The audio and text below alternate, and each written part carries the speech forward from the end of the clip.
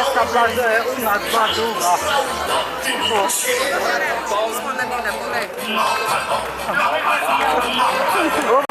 Tako, ja, vidiš, ne mešaj me, Lela. Imamo strelom, čak. Ja, danes imamo 7. kulinarični dan zapored. Letos pripravljamo, kuhamo golaž.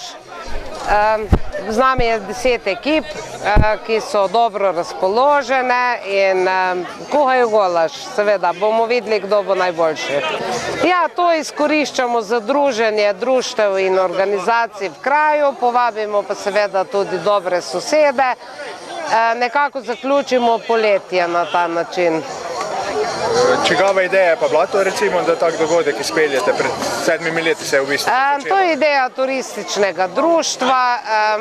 Nekako smo spremljali te razne kulinarične zadeve po občini, tudi širše. Kulinarika danes zelo popularna, tudi mladi radi kuhajo. Mi smo se odločili, da vsako leto skuhamo nekaj novega. Tako smo kuhali od golaža, palačink, kaše, v glavnem kuhamo domače zadeve. Tako, turistično društvo pač je organizator te zadeve, sodelujejo pa vsa društva in organizacije in pa krajevna skupnost. Pravi, samo iz KS Globoko ali tudi iz okoliških, recimo, krajevnih skupnosti? Iz KS Globoko, naši gostje pa so pešečani, motoristi, Karitas in pa pastoralni svet.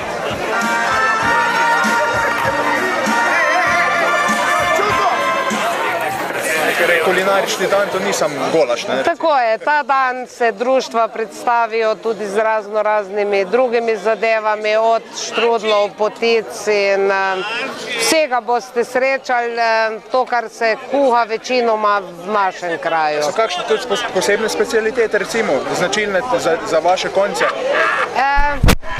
Ne, mi pač nimamo nekih posebnih specialitet.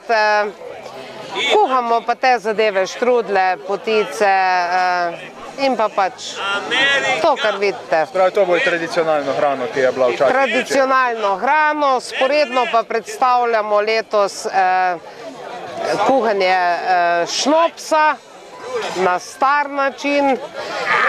To bomo tudi porabili za, kasneje bomo poflaširali ta šnops in bomo imeli za darila pač ekipam.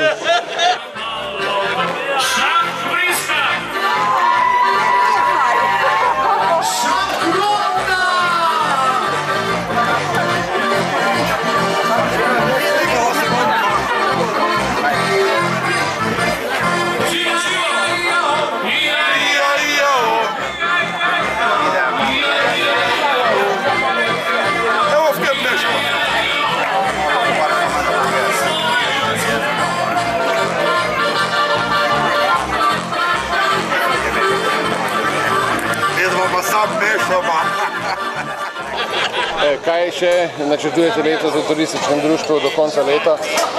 Nekako s tem zaključujemo program razen decembrskega srečanja in okrasitve kraja.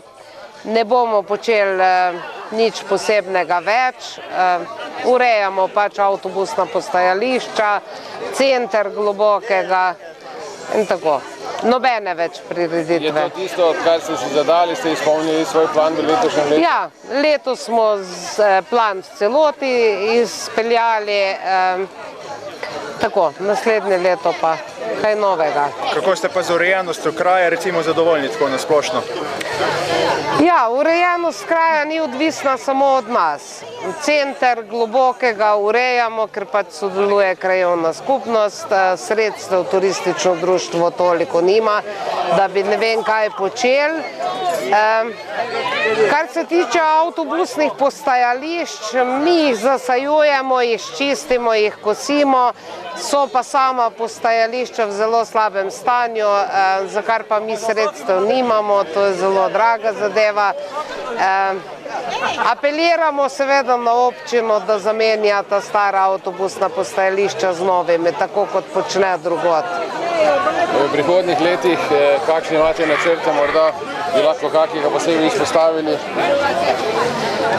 No, moram priznati, da bo moj mandat počasi prišel k koncu, da računam na kakšnega novega, svežega predsednika, ki bo imel tudi nove ideje. Vsekakor pa te stvari, ki jih počnemo, se mi zdi smiselno nadaljevati, ker jih imajo ljudje radi in so se prijele v kraju. Thank you.